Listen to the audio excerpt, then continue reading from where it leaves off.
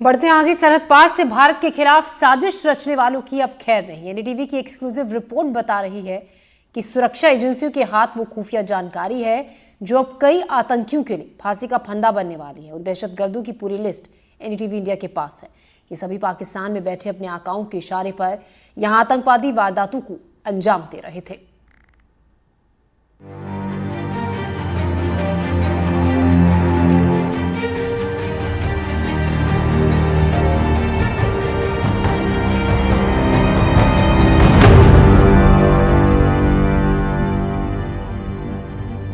ये सिर्फ चेहरे नहीं, आतंक के वो आका हैं जो सीमा पार बैठकर हिंदुस्तान को लहूलुहान करने की चाल चलते हैं। अपने इशारे पर चलने वाले प्यादों के सहारे भारत में खून खराबे और दहशतगर्दी के मंसूबे पालते हैं, लेकिन अब और नहीं।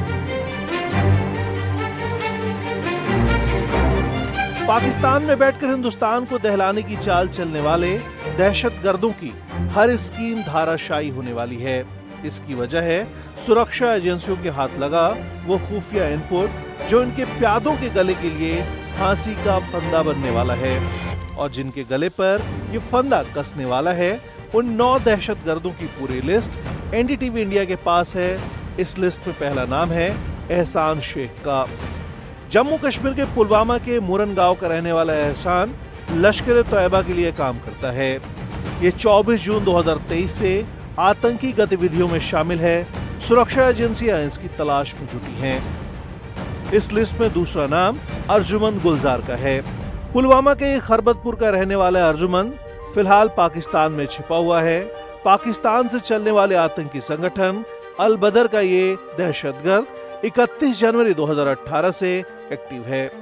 2 दहशतगर्दों के बारे में तो हमने आपको बता दिया, बाकी रह गए 7। और इनके बारे में सबसे खास बात यह है कि ये सभी 7 आतंकवादी जम्मू कश्मीर के एक ही इलाके शोपिया के रहने वाले हैं। इन्हीं में से एक है आबिद रमजान शेख। शोपिया के गांव चोटीपुरा का रहने वाला आबिद पाकिस्तानी आतंकवादी हाफिज सईद के संगठन लश्कर तैयबा का मेंबर है। ये 19 फरवरी 2018 से आतंकी गतिविधियों में शामिल है। भारत के मोस्ट वांटेड आतंकवादियों की लिस्ट में चौथे नंबर पर शाहिद एज कुट्टी का नाम है। आबिद की तरह ये भी शोपिया के गांव चोटीपुरा का रहने वाला है और लश्कर तैयबा के इशारे पर काम करता है। कुट्टी 8 मार्च 2023 से आतंकी गतिविधियों को अंजाम दे रहा है। आबिद और शाहिद जिस शोपिया से ताल्लुक रखते हैं, वहां आतंकवाद का इतिहास रहा है। खुफिया रिपोर्ट्स में शोपिया को आतंकवादियों की भर्ती का हॉटस्पॉट माना जाता है। साल 2019 के पुलवामा हमले में शामिल जैश ए मोहम्मद का आतंकी आदिल अहमद डार भी शोपिया का रहने वाला था। ये तमाम आतंकी पाकिस्तान में आईएसआई की सरपरस्ती में बैठे अपने आकाओं के इशारे पर हिंदुस्तान के अमन में खलल डालने की हसरत पाले रहते हैं, जिसमें ज्यादातर सुरक्षा बलों की गोली का निशाना बन जाते हैं। पाकिस्तानी खुफिया एजेंसी आईएसआई और पाकिस्तानी आतंकवादी संगठनों की हमेशा से ये कोशिश रही है कि वो कश्मीर के युवाओं का ब्रेन वॉश करें और उनको आतंकी घटनाओं को अंजाम दिलवाने के लिए तैयार करें। इससे इन संगठनों का सीधा नुकसान भी नहीं होता और वो अपने मंसूबों में भी कामयाब हो जाते हैं। शोपिया में आतंकवाद की जड़ें ज्यादा मजबूत क्यों दिखती हैं, इस पर भी बात होगी, लेकिन सबसे पहले सुरक्षा बलों की लिस्ट में शामिल 5वें आतंकवादी की बात करते हैं, जिसका नाम है मनीफत मकबूल हाजम। शोपिया के गांव चेंगुंड का रहने वाला मनीफत लश्कर तैयबा के इशारे पर खून बहाता है। वो 11 सितंबर 2022 से आतंकी गतिविधियों में शामिल है। इस सिलसिले में अगला नाम आता है अबरार एच वानी का।